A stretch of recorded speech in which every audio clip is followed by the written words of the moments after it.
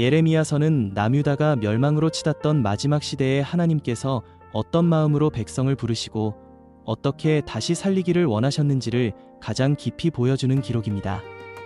이 책은 단순한 역사 보고가 아니라 무너지는 나라 한가운데서 울려 퍼진 하나님의 음성과 눈물의 증언입니다.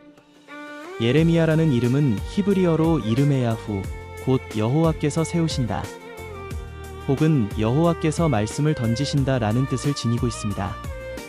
이 이름 자체가 예레미야의 삶과 사명을 설명해 줍니다. 그는 스스로 선택한 길을 간 사람이 아니라 하나님께 붙들려 세워진 선지자였고, 사람들이 듣기 싫어하고 거부하는 말씀이라 할지라도 그대로 전해야 했던 사람이었습니다.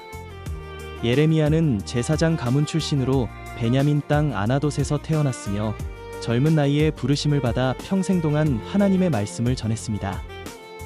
예레미야가 눈물의 선지자라 불리는 이유는 단순히 성격이 약하거나 감정적인 사람이었기 때문이 아닙니다. 그는 하나님의 말씀을 머리로만 전달한 사람이 아니라 하나님의 마음을 자기 가슴으로 받아 안고 살았던 사람이었습니다. 하나님께서 죄로 인해 무너질 유다를 바라보시며 아파하시는 그 마음이 그대로 예레미야의 눈물이 되었고, 그 눈물은 개인적인 슬픔이 아니라 백성을 향한 하나님의 애통이었습니다. 예레미야는 백성이 멸망으로 가는 것을 미리 보았고 그 길을 막고자 외쳤지만 아무도 그의 말을 듣지 않았습니다. 그는 조롱을 당했고 매를 맞았고 감옥에 갇혔으며 반역자라는 누명을 쓰고 죽음의 위협을 받았습니다. 그럼에도 그는 말씀을 멈출 수 없었습니다. 왜냐하면 그 말씀은 불처럼 그의 뼛속에 사무쳤기 때문입니다. 예레미야의 눈물은 자신이 겪는 고난 때문만이 아니라 회개하지 않는 백성을 향한 깊은 안타까움에서 흘러나왔습니다. 그는 하나님께 차라리 나를 속이셨다고 탄식할 만큼 고통스러워했지만 동시에 백성을 위해 중보하며 울었습니다. 그는 하나님의 심판을 선포하면서도 그 심판이 임하지 않기를 바라는 모순된 마음을 안고 살았고, 바로 그 지점에서 그의 눈물이 흘러나왔습니다. 예레미야의 슬픔은 하나님의 공의와 하나님의 사랑 사이에서 찢어지는 선지자의 고통이었습니다. 예레미야서가 기록된 시대는 정치적으로는 이집트와 바빌로니아라는 강대국 사이에서 유다가 흔들리던 시기였고, 영적으로는 성전은 있으나 하나님은 떠난 상태였습니다. 백성은 성전이 있으니 안전하다고 말했지만 하나님과의 언약은 이미 깨져 있었고 우상 숭배와 불의가 일상화되어 있었습니다. 하나님은 예레미야를 통해 형식적인 신앙을 정면으로 깨뜨리시며 마음이 하나님께 돌아오지 않으면 성전도 제사도 왕조도 보호막이 될 수 없다고 선언하셨습니다. 결국 예루살렘은 포위되고 성전은 무너졌으며 백성은 바벨론으로 끌려가 흩어지게 됩니다. 예레미야서의 내용은 시간 순서보다는 메시지의 흐름에 따라 구성되어 있습니다.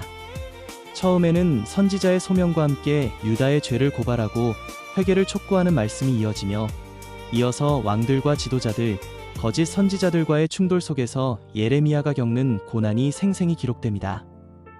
포로로 끌려간 백성에게 보낸 편지에서는 그 땅에서도 하나님이 여전히 일하고 계심을 선포합니다. 책의 중심부에는 절망 한가운데서 터져나오는 회복의 약속이 자리 잡고 있으며, 특히 새 언약에 대한 선언은 예레미야서 전체의 정점이라 할 수 있습니다.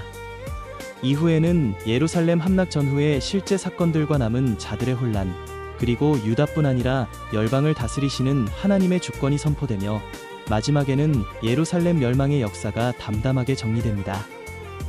이 책이 반복해서 강조하는 핵심은 겉모습의 신앙으로는 생명이 유지되지 않는다는 사실입니다. 죄는 단순한 실수가 아니라 하나님과의 관계를 깨뜨린 상태이며, 심판은 파괴가 목적이 아니라 돌이키게 하시는 하나님의 거룩한 치료입니다. 인간의 마음은 스스로 바뀌지 않기에 하나님께서 친히 새 마음을 주셔야 한다는 사실이 분명히 드러납니다. 그래서 예레미야서에서 말하는 새 언약은 인간이 잘 지켜서 유지하는 계약이 아니라 하나님이 은혜로 이루시는 언약입니다. 예레미야서는 남유다의 멸망이 국제정세나 군사력의 문제만이 아니라 언약 배반의 결과임을 밝히기 위해 기록되었습니다. 동시에 포로라는 최악의 상황 속에서도 하나님께서 자기 백성을 완전히 버리지 않으셨음을 증언하며 장차 이루어질 더 큰 회복의 길을 보여줍니다. 이 회복의 중심에는 새 언약과 메시아적 소망이 놓여 있습니다. 예레미야서에는 예수 그리스도에 대한 복음적 예표가 분명히 담겨 있습니다. 마음에 기록되는 새 언약은 인간의 노력으로는 구원이 완성될 수 없음을 보여주며, 이는 십자가와 성령의 역사로 완성되는 복음의 방향과 맞닿아 있습니다. 무너진 다윗 왕조 속에서도 유로운 가지를 일으키시겠다는 약속은 참된 왕이신 그리스도를 향한 소망을 품게 합니다. 또한 예레미야가 배척과 눈물 속에서도 끝까지 말씀을 전한 모습은 사람들에게 거절당하면서도 끝까지 사랑하신 예수 그리스도의 길을 떠올리게 합니다. 성전이 무너지는 사건은 건물이 아니라 하나님과의 관계가 신앙의 본질임을 드러내며, 신약에서 예수 그리스도 자신이 참된 성전이 되신다는 복음으로 이어집니다. 예레미야서에서 가장 자주 붙들게 되는 말씀은 하나님께서 정해진 때에 회복하신다는 약속입니다. 바벨론에서 70년이 차면 돌아오게 하시겠다는 말씀, 재앙이 아니라 평안과 미래와 희망을 주시겠다는 선언, 그리고 새 언약을 맺어 하나님의 법을 마음에 기록하시겠다는 약속은 이 책의 중심 메시지를 선명하게 보여줍니다. 여호와의 인자와 긍휼이 무궁하여 우리가 진멸되지 않는다는 고백은 예레미야의 눈물 속에서 피어난 소망의 정수라 할 수 있습니다. 예레미야서는 오늘을 사는 우리에게도 묻습니다. 겉으로는 신앙의 모양을 갖추고 있지만 마음은 하나님에게서 멀어져 있지 않은지 돌아보라고 말입니다. 그리고 분명히 약속합니다. 하나님은 무너뜨리기 위해서가 아니라 살리기 위해 심판하시며 새 언약의 은혜로 다시 시작하게 하시는 분이시라고 선포합니다. 지금 마음이 무너져 있고 신앙이 형식만 남아 있다고 느껴진다면 하나님은 예레미야를 통해 이렇게 말씀하십니다. 돌아오라. 내가 너를 버리려는 것이 아니라 살리려 한다. 내가 내 마음에 새 길을 열겠다. 오늘 예수 그리스도를 믿음으로 받아들이고 새 언약의 은혜를 붙드는 자는 무너진 자리에서도 다시 시작하는 생명의 역사를 경험하게 될 것입니다.